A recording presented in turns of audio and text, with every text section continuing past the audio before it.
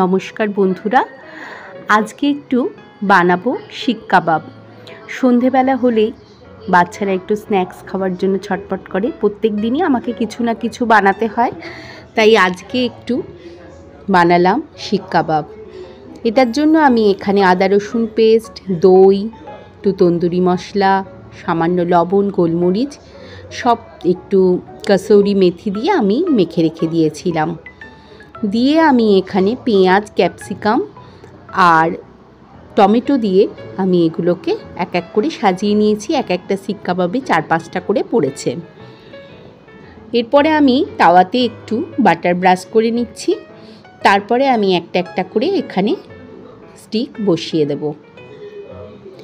আপনারা এটা মাইক্রো ওভেনেও করতে পারেন, আমি এখানে আজকে তাওয়ায় করে দেখাচ্ছি। এটা করতে আমার 20 থেকে 25 মিনিট টাইম লেগেছে। এরপর আমি এটা ঢাকা দিয়ে দিয়েছিলাম। তারপর দেখুন 20 মিনিট পর আমি এটা খুলে দেখলাম। অবশ্যই আপনারা এটা আঁচটা কম রাখবেন, গ্যাসটা সিমে রাখলে এটা ভালো হবে। তারপর আমি এটা স্যালাড দিয়ে পরিবেশন করেছি।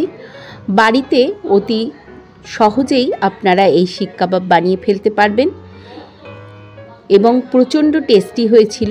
এখানে আমি একটু চাট মশলা আর লেবু দিয়ে এটা পরিবেশন করছি। ভালো লাগলে অবশ্যই একটা লাইক করবেন। নমস্কার।